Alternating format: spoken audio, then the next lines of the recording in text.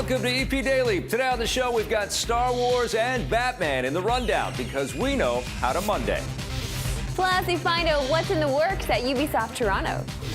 And then we clean up the streets of Hell's Kitchen with a review of Marvel's new Netflix series, Daredevil. What the hell? I'll get this into the right hands. Also coming up, we take a look at the new 3DS game, Box Boy. Kirby returns to Dreamland for a classic review and much more today on EP Daily. Brought to you by EB Games. I'm your host, Victor Lucas, bringing you the latest in everything cool every single day. Minox were chewing on the power cables earlier, but I took care of them. It's time to power up the rundown. There's a lot of new Star Wars stuff for fans to get excited about. Last week at the Star Wars Celebration event in Anaheim, Disney unveiled new footage of the new movie The Force Awakens and held a panel on the film with members of the cast and crew. Needless to say, we're all very excited about what was shown, and if that wasn't enough, new footage from the video game Star Wars Battlefront was also unveiled. Like the previous games in the series, Battlefront lets players battle each other in the most iconic locales from the galaxy far, far away, and you'll get to use all the familiar vehicles and weapons. It launches this holiday season just in time for the release of The Force Awakens on December 18th. We're home. There's another new Batman movie on the way, and it's probably not going to be all dark and serious. Adam West and Burt Ward, stars of the 1960s Batman TV series, have revealed that they're set to reprise their versions of the Caped Crusader and Boy Wonder in an animated movie. The pair told fans about the project at a recent convention, but it has yet to be officially announced by Warner Brothers and DC. Best of all, West says there's a possibility for more than one animated film down the line. We'll let you know when more details come in. The classic Batman series was recently released on home video for the first time and has seen a resurgence despite the popularity of the more dark and violent versions of the character. Holy miracles, Batman. You got his number on your first try. Batman and Star Wars conversation. Is it my birthday? Here to help me celebrate my birthday is Marissa Roberto. I thought we already celebrated your birthday, but it does feel like a second birthday for you already. Every day feels like my birthday now. I can't believe these superheroes and the Star Wars is back. It's unbelievable. Just so you know, I have my blow darts ready to put you to sleep soon. No, please so don't. go ahead. I want to talk about Batman. Adam West and Burt Ward, are you kidding me? I interviewed Adam at Comic-Con last year about the new Batman 60s collection. Watch that. It was cool. It wasn't super cool for me to watch the cheesiness of Batman resurface, but I do love Adam West so much that I am excited about the movie. There's just something about his voice, Yeah. you know? I love it. He just, I don't know, it brings me back to this time where I didn't watch a lot of the campy Batman. I didn't watch a lot of it, but when I did, there were some definite laughs. I know that, I'm not sure if they meant for us to laugh as much as we did when we watched it. Oh, no, they did, yeah. It was trailblazing. It was groundbreaking stuff. I'm excited about this new animated thing, but I have to say I'm way more excited about Zack Snyder's Batman vs. Superman. But this past weekend, it was all Star Wars. The celebration went down. And when isn't it all Star Wars, well, though? this was a big deal, though. This was the, more footage from the film released. The game was revealed.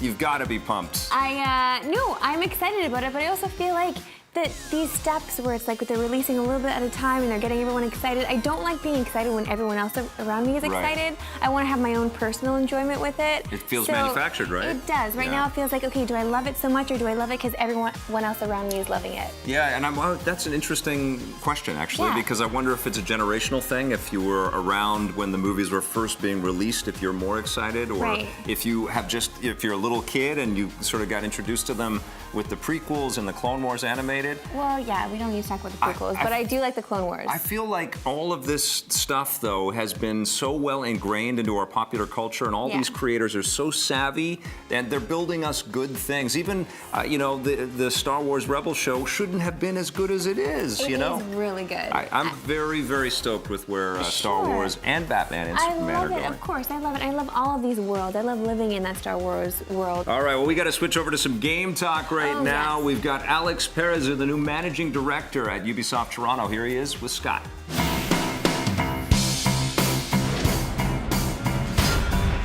I'm with Alex Parizeau. He's the new managing director at Ubisoft. He's stepping into Jade Raymond's old job. Tell me, what are your plans for the future, and what were you doing before you got to do this job? Well, it's an interesting time for me because I've been with the company for 10 years as of last week. 5 years in Montreal, 5 years in Toronto, and it's also the 5th year anniversary of the Toronto studio this year. I've been senior producer with UB for a long time. I worked on Rainbow Six Vegas, Splinter Cell Conviction, Splinter Cell Blacklist, and when Jade left the studio 4 months ago, I stepped into the role of managing director at the office.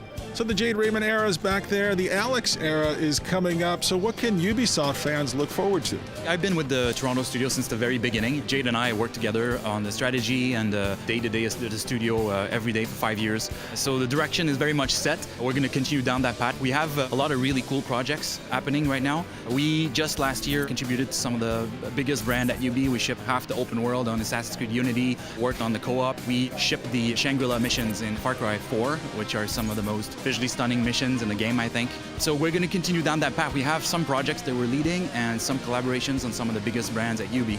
And all of our projects have moved through the first phases of development, so we're growing by a significant amount this year. So we're going to be recruiting a lot of people. If you're looking to move your career with the best teams, and then look us up. Working in the video game space for a little while now, it's been a couple of, I guess you would kind of say, down years for video games, but Ubisoft seems to be weathering the storm as well as, if not better than, anybody else out there. How are you guys doing that? I think UB has had the flair of investing in open world systemic games for a long time. I mean, I think we pioneered open world games maybe 10 years ago, and now with Assassins and Far Cry and The Crew and Watch Dogs last year, it's 4 really big open world games. The way we see it is we're only scratching the potential of what open world games can offer in terms of immersive experiences, and that's what we're looking for to push forward, build on systemic experiences where you can throw yourself into the world, play with the systems, embody the character that you are, and kind of live your own experiences in there. Hey, that was a pretty nice little get to know you from Mr. Jones right there. Yes, it was. Hey, we've got Box Boy after the break.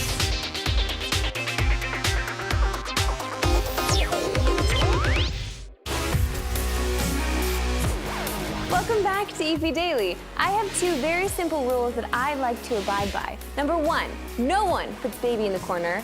Number 2, no one puts boy in a box. And Hal Laboratory just broke 50% of my rules with Box Boy. There's a new game for your Nintendo 3DS, and I got to look at it a few weeks ago at the Game Developers Conference. I know, I keep talking about it. You do keep talking about it. It's This makes so much sense now. It's called Box Boy. It's in black and white, completely unimpressive. Don't they know that there is an entire range of colors you can use to make a video game? It's very simple. It looks like it was drawn by kids, which we're surrounded by here in this park. They may attack any minute now. But Box Boy is a puzzle game. Marissa Roberto played it. Did you like it? I love puzzle games. I do too. But the way it's My brain rolled is out very here. developed, so I enjoy solving mysteries. Yes, you're a very smart man. Yep. The way it is rolled out here is very interesting because you're thrown into the game, but the tutorial takes a really long time. You have to go through stage after stage after stage because new ideas are being presented here. But the simplest idea is that you basically just squat and you pop out a box for your It's head. like when you do your make a duty. Yes, I didn't exactly. even think about that, but of course you're going to think it's making a duty. He does make a face that looks like he's frustrated, and then boxes, depending on the level you're working on, Yes. the number varies. You know, if it says 5, you can get 5 boxes. If That's it only true. says 3, you can only make 3 boxes. Yeah, and different How many ideas. boxes did you make this morning in the toilet? That's We'll gross. talk about that later. But no, interesting ideas are presented. It's not just throwing a box to block something, but you need a box to protect your head, or you need a box to hook onto something and then you grapple your way up. I love the different ways that we use boxes here. As you progress deeper and deeper, you do sort of accrue a little, I guess they're kind of like your posse as you're playing. But it's your Box Boy posse. That's exactly right. Yes, but when you meet the first friend, particularly, you feel like that friend should come with you into the next level because you're going through these doors in the next level, but they just sit there and they wait for you. They And wait that- outside. Yeah, That's they just- right. You do. That's the overworld. It's a series of doors. You get to go through those doors Mm-hmm. to challenge each level, but your friends have to stay back in the overworld. So it's like, why did you come out and play, man? I mean, What are maybe you I'm gonna do? hoping you get to use them later in the game. Sure, but the idea of the game is very simple. I love these simple games, though. I love that we can download them and play them whenever. I love the idea of having this puzzle that is not too difficult, but when it is difficult, you feel like you need to keep trying, and then when you get it, you feel so good. The thing that's kind of interesting here is the gray area that exists between the traditional Nintendo game and the cell phone world that we live in now, where everyone buys everything in the App Store and blah, blah, blah. Sure. And Nintendo clearly wants to make games that are right in between those two worlds. And I think that's exactly where this game falls. This will be familiar to anybody who's played anything in the App Store or on their Google Android device over the last couple of years. And I think you're going to find something that has a lot of heart, very interesting art style, kind of catchy music, very challenging.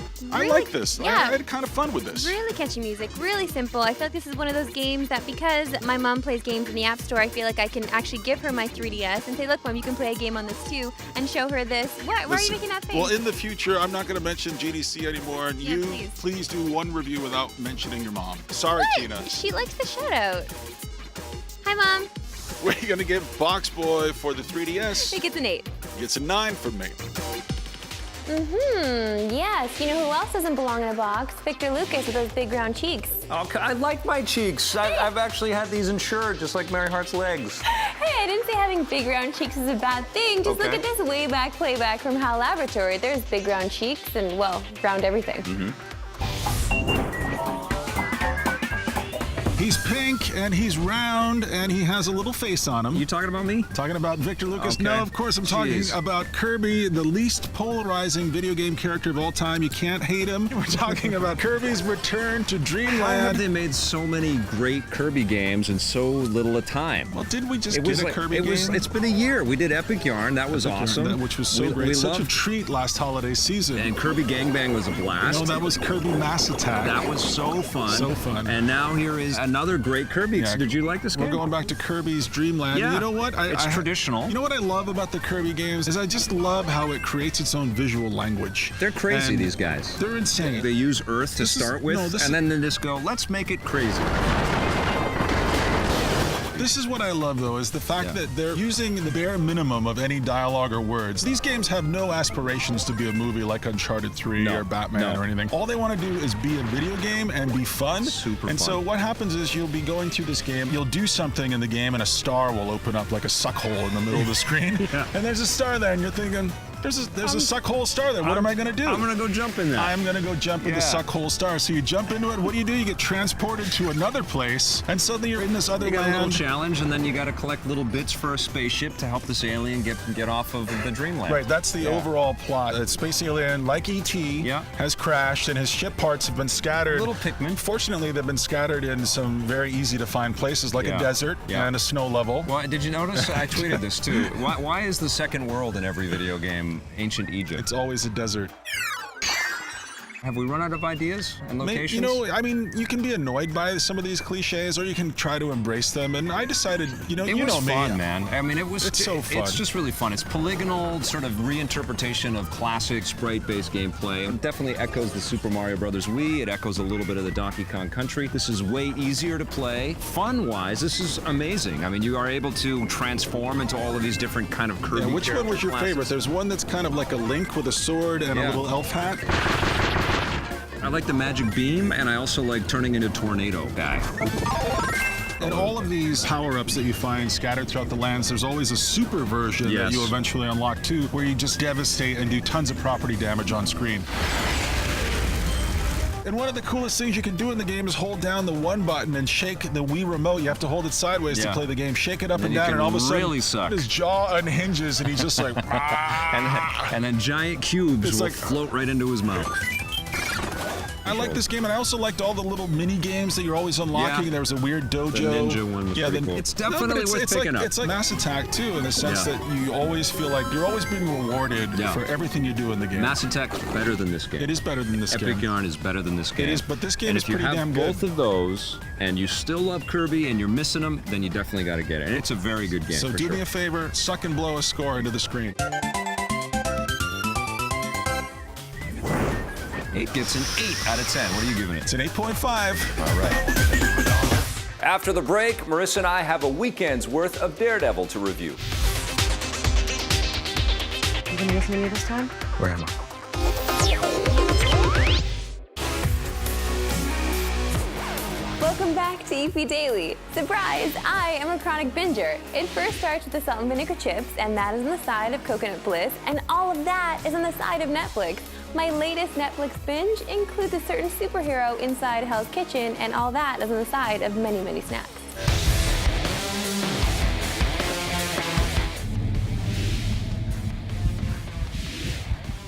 You gonna listen to me this time? Where am I? You're in my apartment.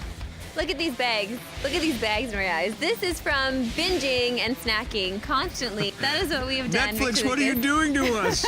Well, you know, I've been binging a lot lately. Yeah. And obviously, we're talking about Daredevil right now. Daredevil is a very interesting type of show to watch, especially when you're binging, especially this show, because it was violent. It's like going to medical school, this show, isn't it?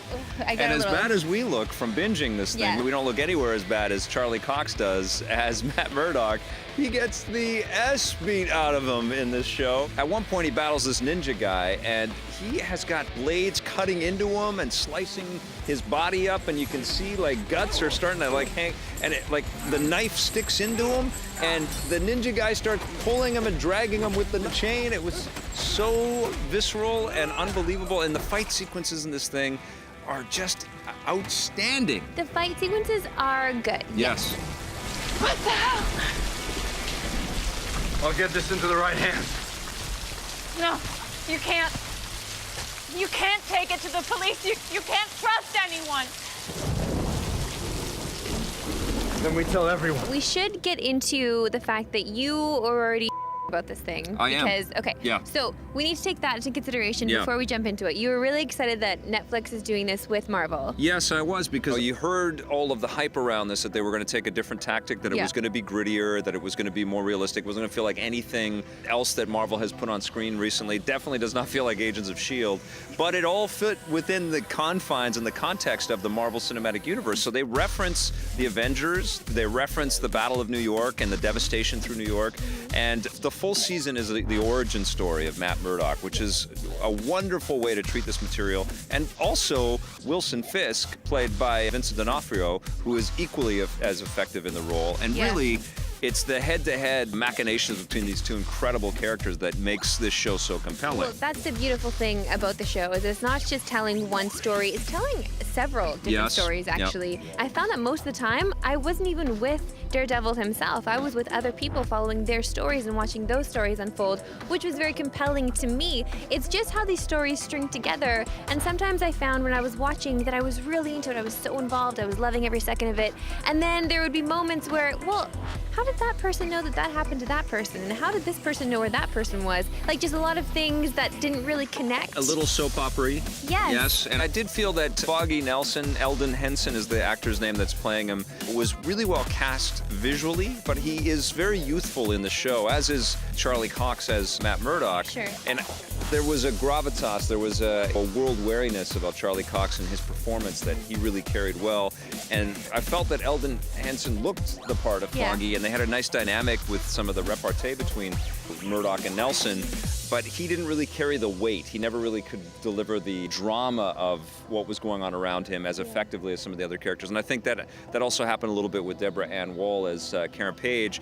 I felt like her character was thrust into their lives a little too neatly, Too a little quickly. Yes. I thought I detected a whiff of virtue in there. They really forced that relationship. They really forced Yeah. the threesome there of people. Like, they were all friends for such a long time, especially near the end when they just had this one big experience together. So Yeah. I don't see how the camaraderie could happen so quickly. Which felt a little artificial because they Yeah. took so much time with so many other elements in there. Like the introduction of Scott Glenn as Stick was phenomenal in this thing. Rosario Dawson as Claire, the nurse that's always patching up Daredevil, is amazing. Sure. And there's great supporting work in this thing, which I think really elevates the show to a different level as well. Leland Owsley, played by Bob Gunton, has some of the best lines in the whole show. Every time he's on screen, he's so sardonic. He's like, what am I, invisible in here? You know, he's like, how do I know? She was speaking Chinese. You know, he was just he's always riffing and saying off-color and self-serving stuff throughout the show. I loved his stuff, and I also liked Wesley, played by Toby Moore. Very good. Yeah, I thought he was really strong as Wilson Fisk's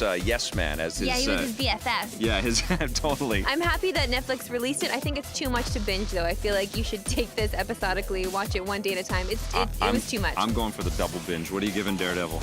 Daredevil gets an 8. It's a 9 from me. Awesome show. Oh, I don't know what I'm going to do until my next Daredevil fix. All right, the next Avengers movie will be here soon. I think I'm going to make it after all. Stick around. We've got the Twitter question of the day after the break.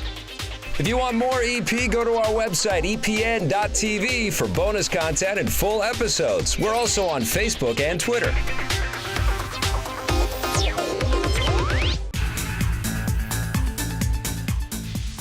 Welcome back to the Electric Playground. It is time for our Twitter question of the day. This one is from Andrew de Villiers at United Visions. Wow.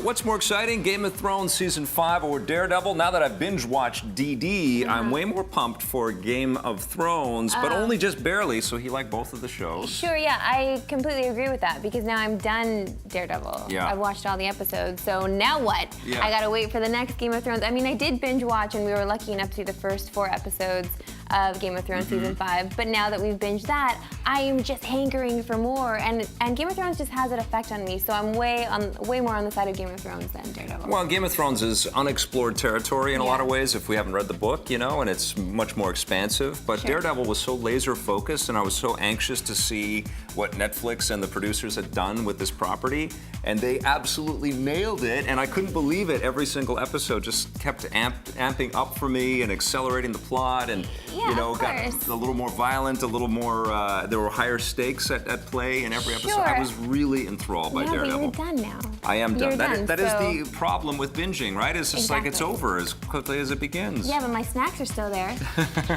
Good question. And listen, if you want to ask us any other questions, please go to our website at epn.tv where you can get caught up on full episodes. We've got more coming for you in an upcoming episode of EP Daily, including a look at Tukuden. Thanks for watching. Bye. EP would like to thank its sponsors, Nintendo, Xbox. EP's mobile coverage is brought to you by GameLock, makers of Dragon Mania Legends, which you can play for free right now. The thing that I like is the cross-save, cross-play functionality in there. I feel like they spent a lot of time trying to make that right, to get that right. And I really appreciate that because you can just play the same game when you leave the house and get on the bus.